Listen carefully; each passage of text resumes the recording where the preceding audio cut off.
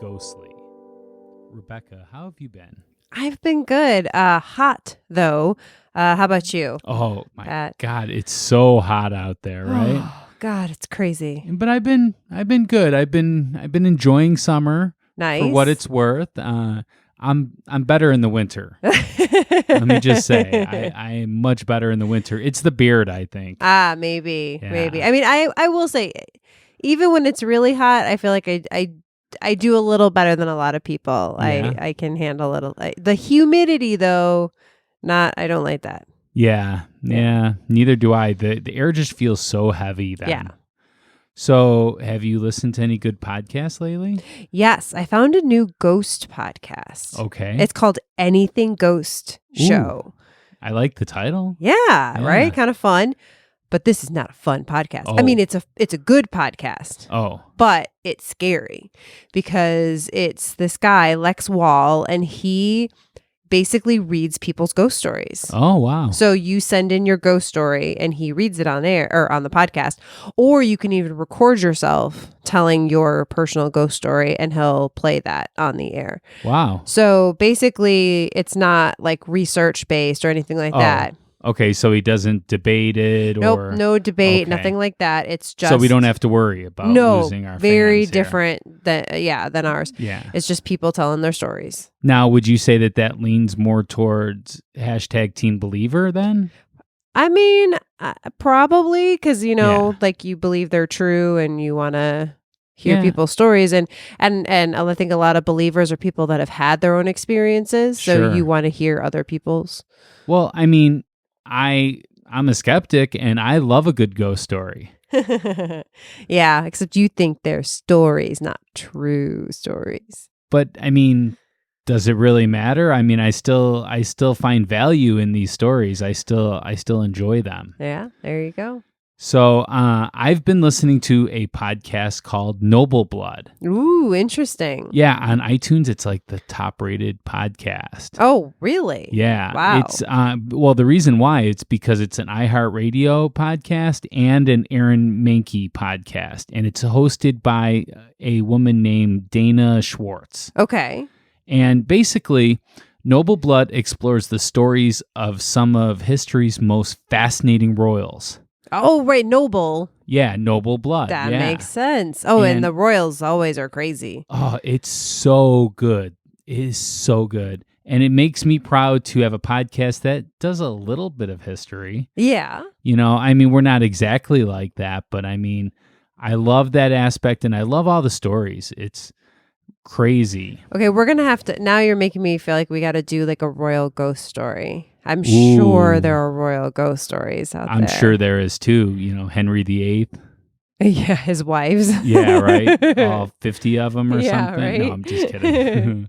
Also, I would like to say, it's not a podcast though, but there is a radio show called Bob After Dark. We maybe mentioned a little bit before. We have. But you can find him on his Facebook page. Just do a search for Bob After Dark. Bob Anderson hosts it. He's the coolest guy ever.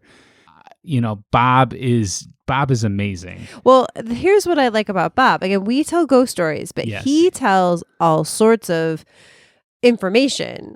So his thing, like he talks about cryptoids and like fairies and gnomes and like all those creatures out there, Mothman, like whatever, but like ones that I've never heard of, like from Sweden or wherever, or he'll like go investigate stuff. And he does. It's really cool. It's a lot of fun. And you could just go to his Facebook page and you could actually watch him recording the radio show live. So he does a Facebook Live event every Tuesday night.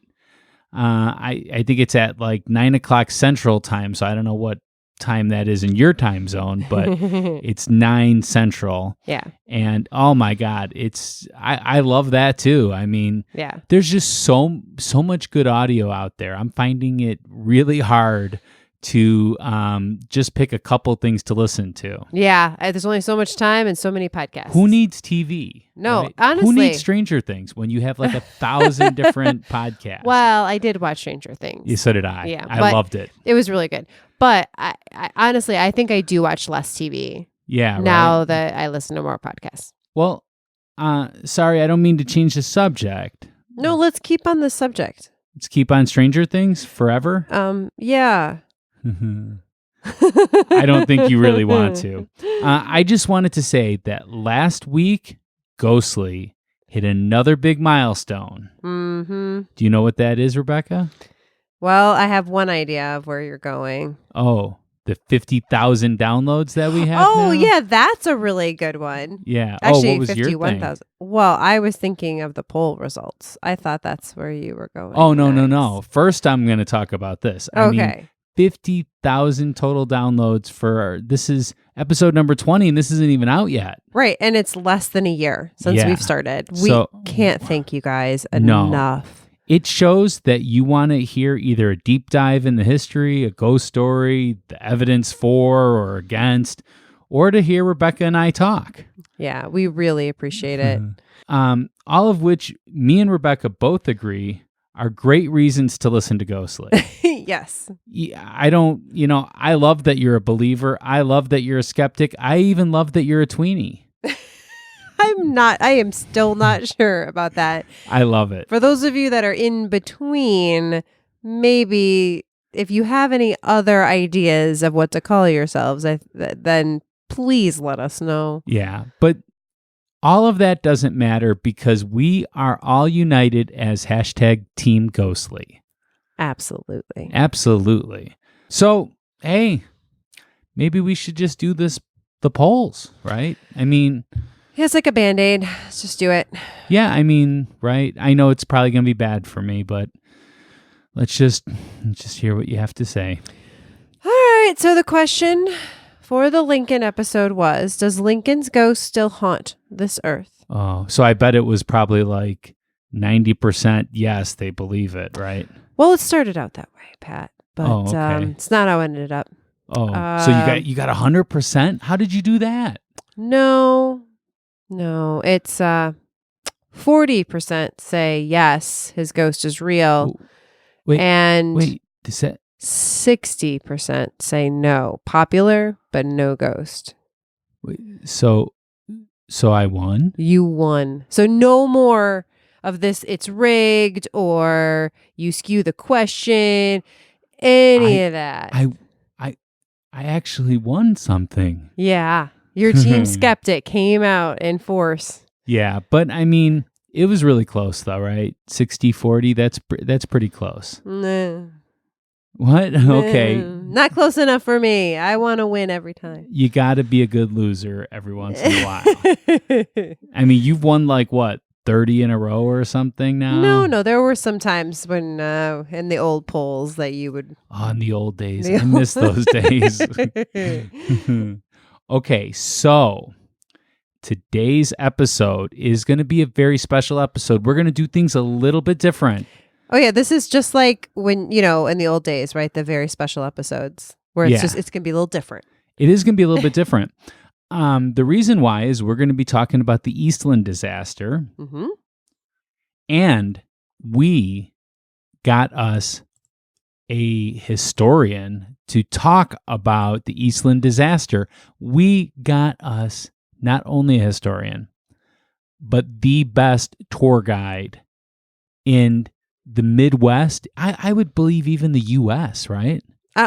Honestly, he is one of the best tour guides that I've had in my life. Yeah. Seriously. Yeah, and we've been on ghost tours before. Oh, right? yeah. We've gone, when we travel, different places, Cemetery tours. I've been on swamp tours. I mean, I've been on all these tours. Mm-hmm. And Tony Szabelski. He is the best. The best.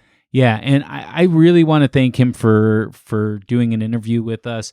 And the interview became so much more than just an interview. Right? Like we thought it was going to be kind of short or just like a little bit of information and then we'd have to add a whole lot to it. Yeah, and it just became a really good conversation about the Eastland Disaster. And he really shows off all that he knows in this. It's just amazing. Like I had this whole history planned, right? And not only did he talk about everything that I was going to talk about, but he added some to it. some things I had no clue. Yeah. Well, and I had a whole bunch of ghost stories that I was going to share. And yeah, he told all of them and more. Yeah. And actually debunked some of the things that on the internet it'll say, but aren't really true. And he had all of that information. It was great. Yeah. So we decided that it would be best not to have a debate on this particular episode. Well, I mean, we're going to present the information, and then I think people can still, kind of have their own beliefs about it. People can vote. Yeah. But I don't think we would do it any justice by doing a debate over this one. Mm-mm. And I think we do add our thoughts. Yeah, absolutely. In the interview. So why don't you tell us a little bit about Tony? Yeah, Tony is as we mentioned, a tour guide, and he's been doing tours in Chicago for a long time. Also Chicagoland area. Chicagoland area, yeah. He's done Naperville. He's done Elgin, yeah. We're fingers crossed hoping he's going to join us for a live event in September. Yes. Elgin Fringe Fest. He works for Chicago Hauntings Tours right now, which is one of the more famous tours in Chicago. Oh, that's Ursula's, That's right? Ursula, yeah. Oh, we would love to have Ursula on the show, too. So, Ursula, if you're listening, shoot us an email and we'll pick a time. Definitely. So he's a big tour guide. And then actually, why don't you tell us about the other thing that he does? Oh, yeah. So he's also involved with a paranormal investigators group named Hands On Paranormal. And you could find them on handsonparanormal.com. And they invited us, and we're going to talk about this during our talk with Tony, but they invited us to this church in Cicero where it used to be a funeral home. And some crazy things went down. You can actually watch a video of it on our YouTube channel, which is now youtube.com/ghostlypodcast. Because we made it. We made it to our 100. Yay. Yeah. But no, this is so this to me is like the latest in paranormal, things to do. Yes. Where basically they will have you come to this location. They bring ghost hunting equipment to a place that is known for having paranormal activity. And then you can just wander around and use EMF readers or dowsing rods or whatever. They have all this equipment. And then they have Tony and some other people there that are actual paranormal investigators, and they will help you if you don't know how to use something. Yeah. And you can take pictures, you can do whatever. And what a fun night out. It was. There were kids there. It was fun. Yeah, there was a kid and his dad, and they really bonded over this. I loved it. Yeah, it was great. So when they say Hands On Paranormal, it's not them hands on. It's you. Yes. You get to be hands on. Yes. It's so great. So I do have to say, though, that we had a little problem with the audio.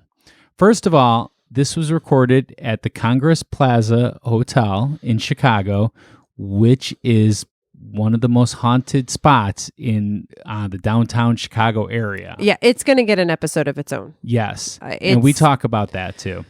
But there was a little problem. I mean, our recorder was at full battery. And then 6 minutes into the interview, we kind of were about to run out of power. Yeah. Very suspicious. So I changed the batteries and then everything was fine. But something drained those batteries very quickly. Yeah. So you are going to hear me apologize. You're going to hear me ask Tony to stop for a second, and then you're going to hear me apologize. That is the break in the audio. We're going to put it together. Also, there's going to be some background noise. There's nothing I can do about it. We are at a hotel and doing a field recording, so you're not going to get the great ghostly sound that you're used to. But you're going to get the great ghostly information that you so desire, and the spooky, spooky stories. So you're going to hear all about that when we return from break in just a minute.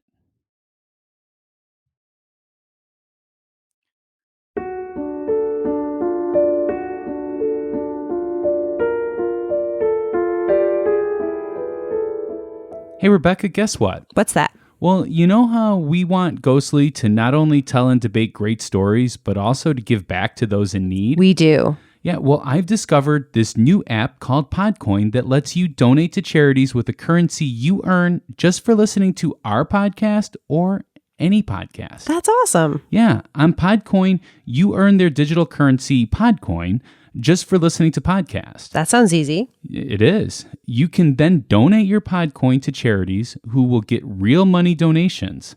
And you can also choose to save your Podcoin over time and exchange it for other rewards like Amazon and Starbucks. That's great. Who doesn't like Starbucks? I hope no one. Yeah. Because I love Starbucks. Yeah, they'll give you gift cards right there. And you could donate those gift cards too. You could, yeah. So download Podcoin in the App Store or in Google Play and use our special code GHOSTLY to receive 300 Podcoins just for checking it out. Awesome.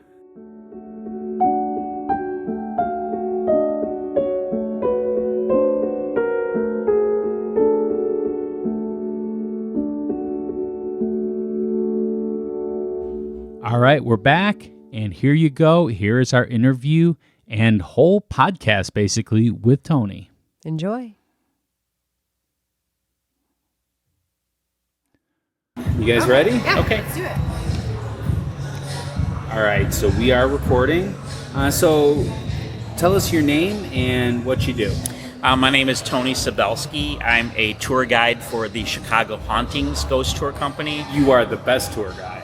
Okay, thank you. Thank you. I also work for Hands On Paranormal, running events at a couple of different locations. And they're awesome, and we'll talk about that a little bit later, too. So sounds good. So we're going to be doing an episode on the Eastland Disaster. Right. We thought we'd get your input on Sounds it because great. you know everything about this place. Not everything. I wasn't there when it happened. Oh, okay, yeah. 104 years ago? 104 years ago. Yeah. Next Wednesday, 104 Right, years. 104 years ago. So do you want to give us a brief history of the place? Of the Eastland? Of the Eastland Disaster? The ship? July 24th, 1915. This was just a very simple company picnic. I was the Western Electric Company located out in Cicero, which is the tie to the church that we do events in, because that was part of the funeral home that a lot of the wakes from this disaster. There was like 250 people from Cicero. Right, yeah. Out of the 840 something. 844 died in the tragedy. Which my uncle worked for Western Electric in the, probably the 50s, 60s, something so like that. So missed it by that much. Yeah, I know, right? But no, but he was, and they were in Berwyn, I believe, so kind of out that way too. So, yeah. George Hallis, the founder of the Bears, was supposed to be on the ship. Yeah, I was just reading that too. Yeah, and he was not. Yeah, no, we might not have had the NFL like we might not have had the NFL. Yeah, exactly. That's crazy. Well, the NFL is a non-for-profit organization up until like a couple years ago. Right. Which is crazy. Insane. They make billions of dollars. Exactly. Okay, but anyways, it was a simple company picnic, and they were going to boat their employees. This was their annual picnic from the Chicago River. The boat was docked off of Clark and Wacker, crossed the river, crossed Lake Michigan, over to Michigan City, Indiana, the Indiana Dunes area. Sure. And that was like a big deal because people couldn't huge. go on vacation. No, these people were probably working 5-6 days a week, 10 plus hours a day or more. Oh, man. So, if you got a Sunday off, maybe that was your only day off during the week. Yeah, that was before unions. And right, everything, before anything. Yeah. And, this free company-sponsored picnic was extremely appealing to these employees. They ended up giving away about 7,000 tickets to the whole event for employees and family. Because there were 4 boats involved. Yes, there were supposed to be 4 boats. Okay. Gotcha. The Eastland was the first boat going over that day. Oh, okay. And everybody was anxious to get to the company picnic, so they all wanted to get aboard the Eastland, which was boarding about 6 a.m. that Saturday morning, July 24th. The other boats are going to board after that. Part of the issue is they probably overcrowded the Eastland. Sure. Because everybody was so anxious to get over there. Yeah, and what I wrote in my notes too is when people get on a boat, what's the first thing you do? Is you go over to where you came on to wave to the people. Wave to people. Yeah. People were lined up along Whacker, the other employees, as that boat was about to take off. Yeah. And they were waving to them, and everybody ran over to that side of the boat to say goodbye. Yeah. Or at least, temporarily goodbye until they got over to Michigan City. Maybe permanently goodbye. It ended up being that, yes. And when everybody runs over to the one side of the boat is just too heavy on that side and ends up tipping over. And eventually, in the aftermath of all that, 844 people do lose their lives. Wow. There were 22 entire families that were wiped out. And how many people were on the boat? Again, there's a very gray area with how many they let on the boat. They say the capacity of the boat should have been around 1,300 people. But it's quite possible they could have let as many as 2,000 people get on board that boat that day. But I saw estimates of like 2,500. Yeah, maybe even more than that. But they weren't even really keeping track of how many they let on there. No, the boat was actually designed for like 500 people tops because they were going to bring fruit over. Oh, that's what it was designed for. All right. I guess. So, okay. But anyway. And also because of the Titanic, the laws from the Titanic. It went down, shortly before this. Spoiler alert. You had to have enough lifeboats on board for all passengers, and this also made the boat very top heavy. Yeah. And they didn't have any of the furniture. It wasn't bolted down or anything. No. So when it did capsize, then all like the pianos and everything stuff crushed people. Yeah. A lot of people were simply trapped underneath that boat. Yeah. The river is like 21 feet deep. Yeah. The boat was about 39 feet high. So it's like base go to the completely top under, of the mast. Yeah. And they were just simply trapped underneath it to where they couldn't swim back up. Okay. Hold on one second. I'm sorry. All right. Okay, so sorry about that. We were talking about that there wasn't enough space for it to actually sink underneath or turn upside down. It just basically tipped on its side. Yeah. Have you ever seen the 2015 footage that they found of it? I have not seen the new footage, but people have been telling me about that. Yeah. When I take them on these tours out there. Oh my God, it's amazing. Yeah, I'd have to check that out. The footage is actually the ship going down. Mm-hmm. Oh wow. Yeah, somebody had a video camera and recorded it. It was just recently uncovered. Okay. Yeah, 2015, so their 100-year anniversary. Yeah. Okay. So the boat capsized, people were trapped either inside or under the boat. Under the boat. Yeah. And so then what happened next? Well, of course, pretty much every unit available was sent, police, firemen, ambulance, whatever, were sent to the scene to try to rescue as many people as possible. They actually had to drill holes in the boat just to get down to where people were. Oh, wow. I didn't know that. Well, I know the Chicago Tribune was right there, so all the reporters were out there. Immediately. Reporters were on the scene immediately. Yeah. And the whole thing took like 5 to 15 minutes to sink or to go or to capsize. It was relatively quick. It all happened very quickly. Yeah. Did a lot of people get out themselves? Like climb out? Some were able to. Yeah, if there was 2,500 people on board and people died. 844 died. So you still had some survivors in there. Well, definitely. But I didn't know if they were climbing out of the themselves as opposed to getting rescued. Like there might have been people that were able to. Because it was in the middle of summer, so the water would have been warm. Actually, it was a coolish day. Yeah. That was part of the issue. Yeah. Because people were dressed in heavier clothing, especially the women. They used to wear those old-fashioned heavy dresses back in those days. Yeah. A lot of wool. Yeah. And because, even though it's July 24th, because it was kind of coolish temperatures, they were dressed more for the temperature. So that really weighed them down in the water. It's primarily women and children that died that day. Probably also because in those days, they hadn't learned to swim like they do today. Yeah. Yeah, now babies are learning. Right, babies are learning how to swim. So where did they take people? They had several different kind of makeshift morgues throughout the downtown area.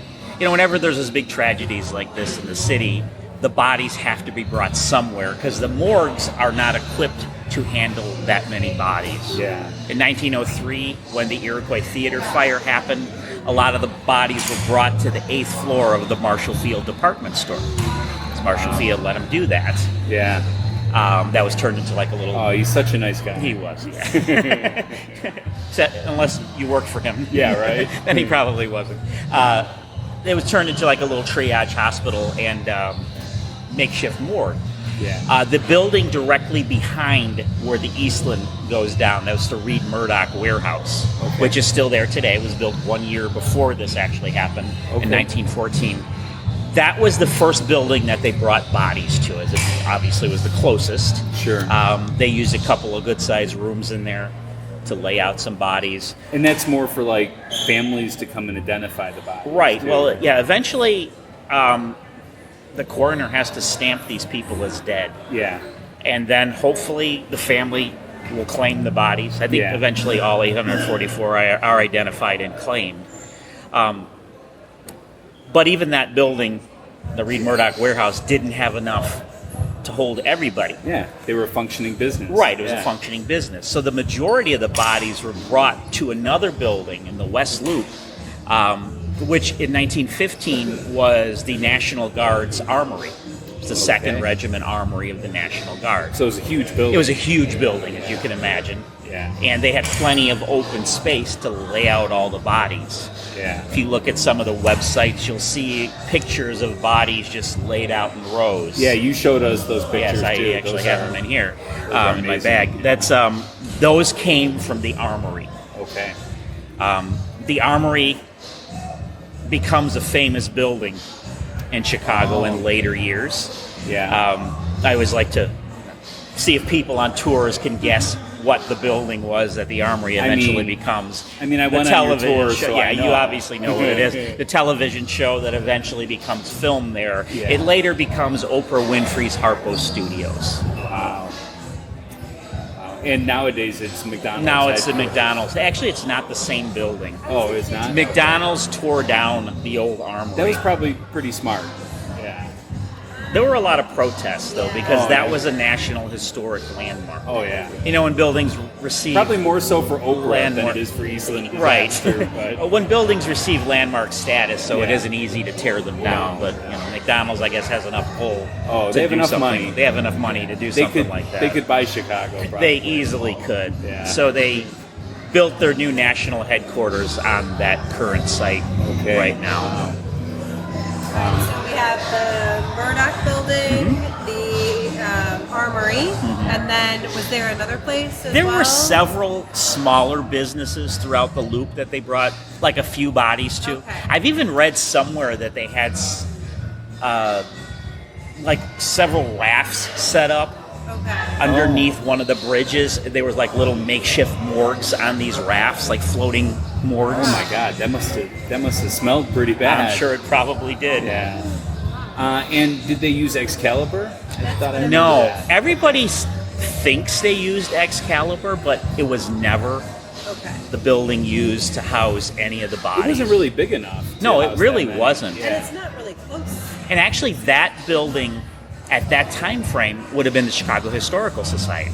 Oh, really? Okay. And now they're on Michigan Avenue, right? No, it's in Lincoln Park. Oh, in Lincoln Park. That's right. That's right by at the entrance to the Lincoln Park itself. That's on by the Clark mausoleum. and North Avenue, just by the mausoleum, the couch tomb. Okay. Wow. Nobody really knows how the stories got out that what became the Excalibur Club is where the bodies were brought, but it's not true. Yeah. It But never supposedly was. that was haunted as well. Well, There yeah, are for stories other about it reasons. being haunted, Lots of but reasons it's not why the that Eastland. building is haunted, but had nothing to do with the Eastland. Gotcha. Now, some people say because a lot of the photos of those bodies laid out were stamped Chicago Historical Society, people thought it was that building. I see. But it's just that the Historical Society owned the photos. Gotcha. So maybe that's where the confusion came from. That does make sense. Now I've heard too that the Eastland itself did not stop being a boat? Nope. Yep. It was repaired, and it actually goes back on the water for about another 30 years. Yeah, as the USS Wilmette? Right, the USS Wilmette. It is scrapped by, I believe, the Navy. Yeah. Well, right. They tried to sell it. Yeah, first. they did try to sell it it first, and nobody wanted it. Yeah. I guess it was just a little too old. And they end up scrapping it right after World War II. Yeah. Okay. Yeah. I did hear that there was a president that was on the boat. That Roosevelt was actually In later years. in later Yeah, years. now when it went down. Not Oh, yeah, when it went right. down. Yeah, I've heard those stories, too. I don't know. Yeah. That was one of our listeners. His name is John Rue. Mm-hmm. Yeah, he told us about it. I told him I'd give him a shout out on the show for telling us. Sounds good. Presidents apparently sat in that chair that's right behind us over there, too. Here Oh, in really? The Congress At the Hotel. Congress Yeah. Plaza Hotel? Yeah, I there's don't know a- if we've told everybody where we're at right now. We're at a very haunted location. Yes, we are. And Definitely a future episode location. definitely. Maybe a couple episodes. Yeah, I think this could be a 2-episode. Yeah. Yeah. All right, so are we done with the history I part? think so. Okay, so do you want to tell us any of the ghost stories that you've heard It of? seemed like almost immediately people started seeing ghosts in the Chicago River. Okay. In the river. In the river itself, right there off the Clark Street Bridge, right at Clark and Wacker. People would report seeing like faces floating in the water, Okay. hands reaching up for safety. Wow. They'd say late at night you'd hear like these screams coming off the Clark Street Bridge. Huh. The restaurants, the lower level, the Reed Murdoch building, a lot of people from the restaurants have reported, they'll be eating dinner and they'll look in the water and they'll see what looks like somebody floating in the water. They say that there's stories that some of these people have actually even called the police from the restaurant, thinking that somebody was in the water. And the police would come and they wouldn't find anybody there. Now, one thing I really like about you is you're always really honest and upfront with us about stuff. Like, you told us when I said we were going to do the H.H. Holmes episode that you've never seen anything with H.H. Holmes. Right. So, have you seen anything in regards to this? I've seen some people get some very interesting pictures on tours of what looks like something floating in the water. Like people? Like people. Oh, wow. Okay. I haven't really taken these anywhere to have them analyzed or anything like that. It's just pictures that people will send me from tours, and it does look like images floating in the water. How many orb pictures do you get? You get tons of orb pictures. But you are not talking about orb pictures. No, right now. no, I'm You're talking about something that actually looks like a face floating in the water. Wow. Pat has a thing about orbs. Yeah, I do. It's a trigger for him. Yeah. Well, my whole thing with orbs is I think the majority of orbs could be explained away as dust and bugs and whatever else. But there are your occasional true paranormal orbs that you'll get. Yeah. One of our friends who was on the tour with you last time got a very good orb video when we were at... It was just a live photo, so it's not really a photo, video. sorry. But we made it into a video to show people. We were at the... St. Valentine's Day. St. Valentine's, yes. okay. It was- Which we passed today, too. Oh, okay. So Yeah. I'll we be were at thinking it of later. you. Yeah. Okay, so any other stories? Well, some of the buildings, the Reed Murdoch, where they brought some of the bodies, there's lots of stories of that being haunted, especially from people who work in the building after hours, after the majority of the others have gone home. It's always when things are dark. It always seems that way. The ghosts, I guess, don't like to come out when there's crowds around. Yeah, that's why you don't do a midday tour, I'm assuming. Well, some companies do. I won't name their names, but some companies do. I always have a thing for like places that have tours, like if the Congress Plaza had a tour for haunting, that they're doing it to monetize on that whole concept. Right. I don't think that they necessarily believe it. That's why I appreciate when you tell me, no, I've never seen anything. I try to be honest with it all. Yeah, that's a really. I good think some quality. of the stories are so compelling as they are, Right, that you yeah. really don't need to sensationalize any of it. Well, you were the one that told us about Captain Santa, and I Yes. used that on our Captain Christmas Santa. episode. Also, and I the love same that. Dock, bridge, right? same dock, Yeah. where the Eastland goes down is where the Christmas tree ship used to dock, and they'd board it. It was the annual tradition. People would board the boat right there and buy the Christmas trees, and then it disappeared in 1912 during a storm over Lake Yeah. Michigan. And Captain Santa was never seen again. Neither was his crew. But his wife and kids took Christmas trees over there. the business and ran it for a number of years. It's good that they did that. Yeah. Mm-hmm. So, in the Reed Murdoch, people report seeing like shadow figures moving through the hallways. A big report is like lights flickering on and off. Okay. Like you'll be sitting in the room and all of a sudden the lights will go off and then they'll come back on. Or they'll be going on and off down the hallway where nobody is. They'll hear like footsteps coming from, rooms where nobody should be. Sure. And doors like, creaking open and slamming shut. Wow, I want to be there when something like that happens. Maybe then I'd be a believer. Yeah. Anything else like with Harpo Studios? Yes. A lot of the other ghost stories associated with the Eastland come from Harpo Studios. Now, it doesn't seem like there were too many until Oprah renovated the building to turn it into her Harpo Studios. Okay. And then when she was in it, there's conflicting reports. Some people say Oprah very readily admitted that the building was extremely haunted.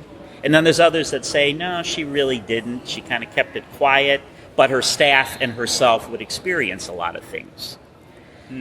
From what I've understood, they talk about her and her staff hearing like the sounds of ghostly children running and playing throughout the building. There's a one woman's restroom where they'd hear the sounds of like a woman weeping in that restroom. Oh, wow. Her security staff or night security staff would hear like crashing sounds. And they'd go to investigate the origins of these crashing sounds and nothing could be found. Wow. Probably the most famous ghost was Oprah's Gray Lady. Not a woman in white. Not a woman in white. A woman in a gray, old-time gray dress that her security cameras caught. Oh, wow. And she did talk about the Gray Lady on several of her shows. Mm-hmm. So she did kind of acknowledge. So yeah, she acknowledged it. Maybe not saying specifically it came from the Eastland disaster, but I think she believed that. Yeah. I didn't watch all of Oprah's shows. What? Sorry, I know. Can you believe that? You do tours at night, so I know. I have all day to watch Oprah shows. Exactly. But from what I understood, she did even bring in a couple of like well-known psychics from that time frame. Like Sylvia Brown was one of the psychics. I'm familiar with her. Of course. To try to contact some of the spirits she thought that were still in her building. Maybe a Richard Crowe, including the Gray Lady. Yeah, she might have had him on the show. Yeah, might have. So what was up with the Gray Lady then? So people would see her walking, or her security cameras actually caught her on film. Oh. Supposedly, Oprah has the film somewhere. Maybe she even showed this on some of her shows. Yeah, we'll have to look that. Have to look that one up. Maybe I remember that. I kind of remember it too. And when I bring it up, there are people that, the Gray Lady. I remember Oprah talking about the Gray Lady. Mm-hmm. Yeah, I didn't watch enough of it. Yeah, you're kind of in the same boat I am. Yeah. All right, so we've got the Murdoch Building and Harpo Studios, and then the things like the church, where we did the church ghost out in hunting. Cicero, the Spiritual Evangelical Church, 25th and Cicero, or 25th and Laramie in Cicero. It's a building that, through another group that I belong to, Hands On Paranormal, that's been our headquarters for years. Yeah. And we started running events out of there, ghost hunting events. Almost Weekly, too. Right? We were for a while, mostly in the winter because it's a good, nice indoor heated place. Yeah, right. With, for ghost hunters, an indoor heated place with a working restroom, that's like, being in heaven. Right. When you're used to abandoned buildings. Yeah. You do a little ghost hunting, go to the bathroom. Go to the bathroom, you're not going to freeze. Yeah. It has air conditioning in the summer too, so, it's perfect. But about 3 years ago, we started running a lot of events out of there.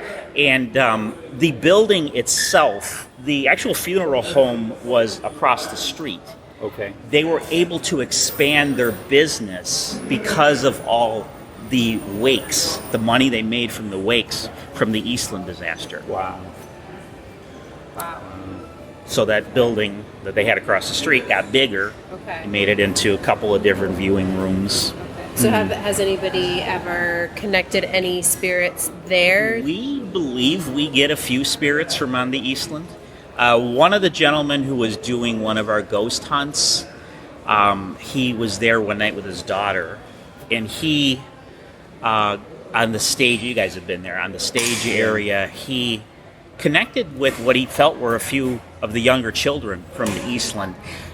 I wish off the top of my head I could remember the names that he had, but he actually looked at the death manifest from the Eastland, and those names were on there. Oh, that he connected wow. with. And they probably weren't common names. No. Yeah. This young Bill who lives at the church. Yes. He lives in the back part of the church. There's a little apartment back there.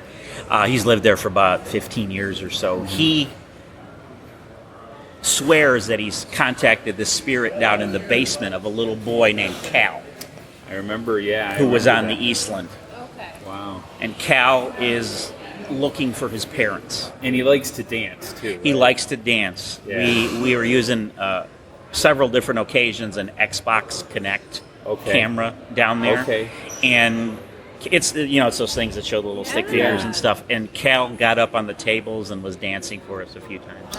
Yeah, I saw like stick figures in that, and I can't for sure say that this was a person moving or if it just was connecting with different things, right? Because that's what it does. Mm-hmm. It tries to seek out people. Yeah, right. So, but it was definitely looking like it was dancing. It did. It looked like a smaller person dancing. Absolutely, absolutely, for sure. Yeah. Do you have any other? No, I was just going to say, so then I would imagine there might be other similar funeral homes or other places around that maybe we don't know about, but had people from the Eastland. I'm sure. I mean, they weren't all from Cicero, so they were from other areas. You'd probably have to do some research to see where they were all waked. I know a lot of them, the employees, did live in either like Cicero or Berwyn or some of the suburbs right around that area. Yeah. This was their Hawthorne Works division of the Western Electric Company. And just to go back to, actually, I just remembered something with the history. You had mentioned that 22 entire families died. Mm-hmm. Yep. And I do remember reading, especially at the Armory, that they would have to bring in extended family. Oh, yeah. Just to even... To identify a family. Right. The last of those victims to be identified was this little 8-year-old boy. His name was Willie Novotny. He was identified by his grandmother because his parents, and I think he had a brother, or a brother and a sister, I'm not sure offhand, were all killed in the disaster. There's no other family members left. And the only reason his grandmother could identify him, she couldn't identify his facial features. What she recognized was the pair of knicker-style pants that he was wearing that she had bought for him the previous Christmas. One more. I had read about a captain that lived on the Eastland after the disaster, maybe before they finally fixed it up, and that people claim that he said that he heard things, but then I also read articles that said that he didn't. I didn't know if you I ever haven't heard of that. I know the actual captain of the ship that day never captained another ship. Yeah. He was never actually charged with anything. No, that's but the he other never thing. captained another ship. Yeah. There were charges that were brought up. Yeah, there were, but unlike the Iroquois. Yeah, it eventually was just classified as an unknown accident because they don't know what caused all those people to run over to the one side. Yeah, because it never capsized before. No. Except early on when they first put it out, it was starting to capsize. Yeah. I forget the name of it. It's something where it leans to one side or something. Listing. Yes, that's it. Yeah. Right. Yeah. Okay. Yeah. All right. Do you have anything else? One kind of, it has nothing really to do with the disaster, but one little interesting piece of information I found out about the Western Electric Company that I didn't know until more recently. That company was founded by a man named Elijah Gray. Elijah Gray's house is still standing, his mansion up in like Winnetka, somewhere up in that area, and it's supposedly haunted by him. One of the reasons why they think Elijah Gray's ghost is so restless is because he had actually came up with the first patent for the telephone. But he got it in too late. It was actually after Alexander Graham Bell got it in. Some people say that Bell stole a lot of his design. I think I remember hearing that. I didn't know he haunted his place. Yeah, that's what I've heard. He's haunted the mansion. Yeah. Another ghostly. Right, another ghostly. Exactly. I just recently read that. Okay. Yeah, it's such a fascinating thing. I mean, so many people lost their lives. I think it was the biggest disaster to ever happen on Lake Michigan. Right, and it didn't technically even happen on Lake Michigan. Yeah, right. It was on the Chicago River. Yeah, exactly. Yeah. Yeah. That's crazy. Mm-hmm. All right. All good. Okay. So, wow, Tony had so much information. Did you have anything to add? You know what? Honestly, he did a great job. Like, he gave so many stories that he had a lot more information even on the Gray Lady and things like that that I had found some information on. The only thing I would say is I kind of mentioned this in there, but I didn't have the name at the time, is Captain M.L. Edwards, who was not the Eastland's captain, but he was the man that was living on the Eastland after the disaster. So he was a homeless guy. He was the caretaker. Oh, okay. The assigned official caretaker. And so when you do research, there are some that claim that Edwards said he was awakened nightly by moaning and loud banging, and that. So this was kind of interesting. So it's like he said that he attributed all of that to the damage or the people that were visiting. But some people will just insist that he really did hear stuff. And, he did say that he was really glad to be off the ship. Wow. So I don't know. To be honest, I'm thinking probably was he didn't hear anything, or at least he didn't want to admit to himself that he heard anything supernatural. Okay. Well, I have something to add too, if you don't mind. Please. So, I was looking up some of the media coverage because, as I said, it was right by the Chicago Tribune, which was the most popular newspaper in those days. And so everybody ran out and started getting stories. Mm-hmm. Well, there was someone from another newspaper. His name was Jack Woodford, and he witnessed the disaster and gave a firsthand account to the Herald and the Examiner. Those are both Chicago newspapers, or were at one time. In his autobiography, Woodford writes this: "And then movement caught my eye. I looked across the river. As I watched in disoriented stupefaction, a steamer, large as an ocean liner, slowly turned over on its side, as though it were a whale going to take a nap. I didn't believe a huge steamer had done this before my eyes, lashed to a dock in perfectly calm water, in excellent weather, with no explosion, no fire, nothing. I thought I had gone crazy." I could so see that. Like that, right? It's like you said, like if you heard an explosion, you saw flames, you saw like something happening, then your brain can register why. Yes. But then just to be like, well, wait, what? Like, why is it just falling over? Right. Would be shocking. I just had to tell you guys that because that really symbolizes what happened. I mean, this was all within 5 to 15 minutes. It's and crazy. There's footage, as I mentioned in the interview. You could go on YouTube and look up Eastland Disaster, and you'll see it was a clip from 2015. Mm-hmm. And you could actually watch it happen so you can see what Jack Woodford saw. Wow. You know what? I'm sorry. I have one more. He mentions that people will see faces in the water. Yes. I just want to mention another claim is that sometimes there's flooding on the Riverwalk there.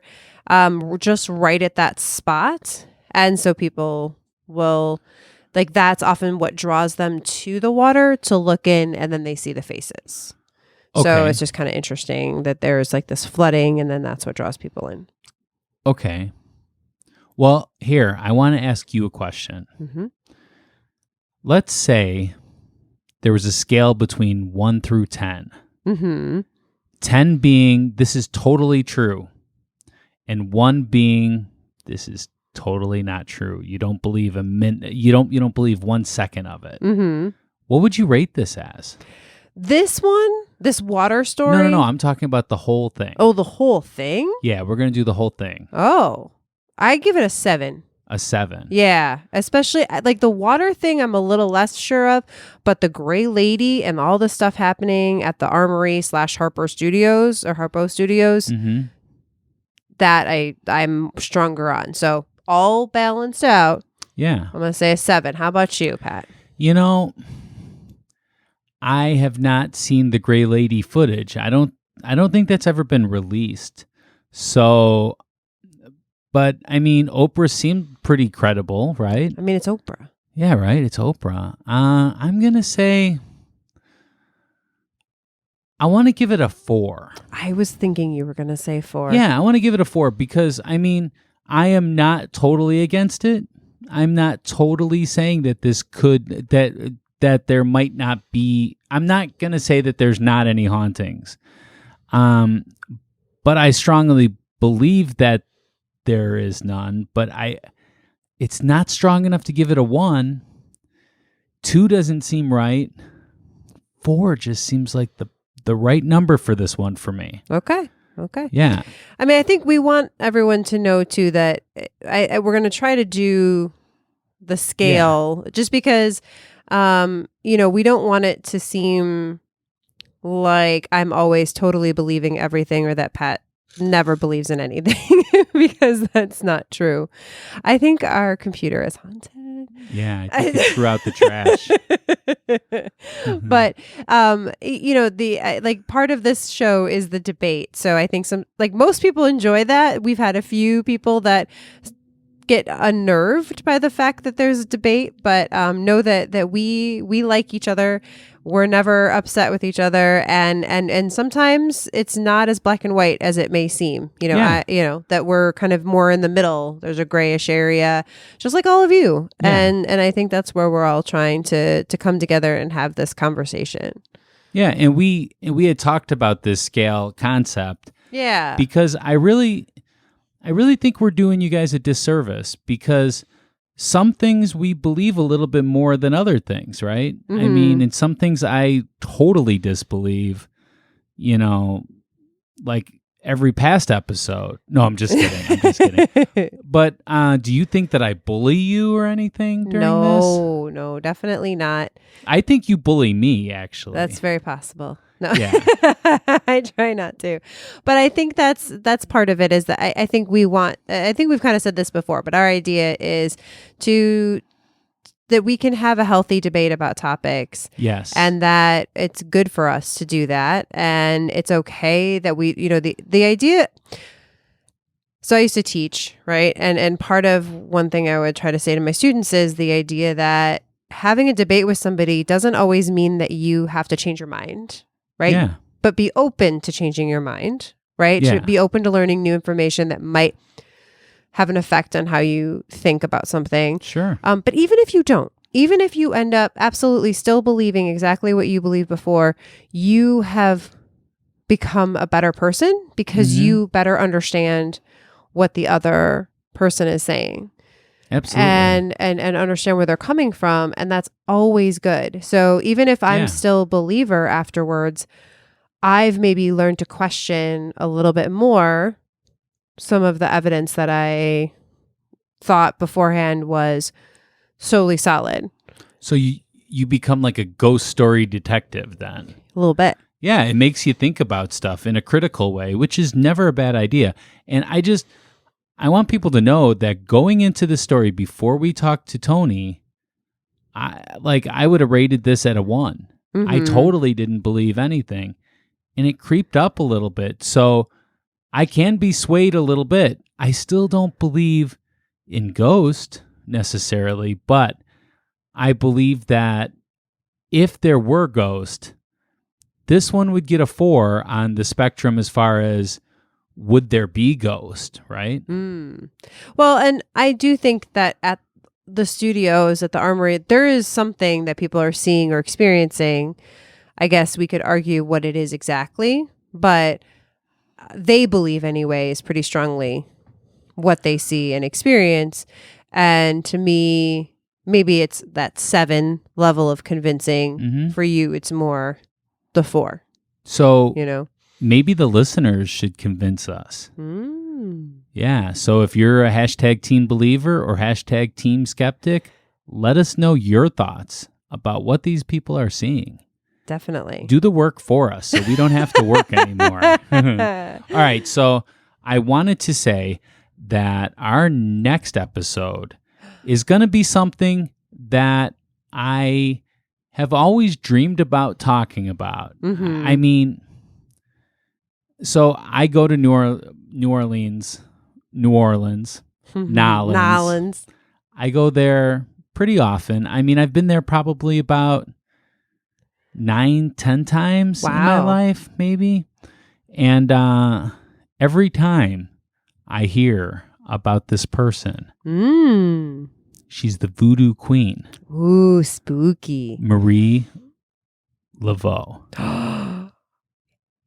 And she's always, you know, like I've always been interested and I want to do the research into her history. I don't know it yet. Yeah. No, I mean, I've only been to New Orleans once.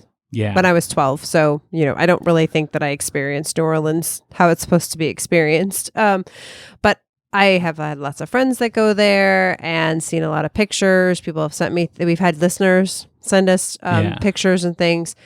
And man, that is one haunted city. Yeah. And voodoo is always creepy to me. So I'm super excited. I would say that I think it is more haunted than Chicago.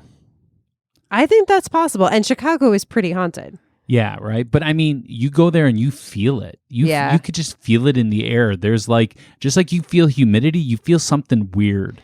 Yeah, well, maybe it's because the bodies are buried above ground. Speaking of bodies, I did go to her gravesite. Oh. And I saw the X's placed on it, which I don't think they have anymore. But I'm going to do all the research into this. We're going to do a deep dive into her history. We're going to tell some ghost stories, and we're going to debate. Yeah, no debating. Yeah, no more. Isn't that a double negative, English professor? Yep. All right. So our next episode will be coming out on, drumroll. Okay, that was just so that I had time to look it up. August 7th. Okay, August 7th. Yeah. And then I also just wanted to just ChicagoHauntings.com. I don't think I said that specifically earlier. If you want to take some of Tony's tours. Yes. Ask for Tony. Tony. Seriously, his are the best. And tell him that Ghostly sent you, and he's going to make sure that you get the whole Ghostly experience. And I'm going to tell you, he's about to be famous because he just filmed an episode of the revived show Psychic Kids. Wait, he didn't tell us we could say that, though. He said it in the interview. Did he? No, I think he said that pre-gaming. Oh, maybe. Or I might have just already told everybody something he already said. So don't tell Tony that we told you that, though. But definitely look for the episode. And that is Ursula's tour guide, tour company. It is. Make sure you send her an email saying that she should be on Ghostly. Yes. Because we would love to have her. All right. Well, until next time, stay ghostly. Bye.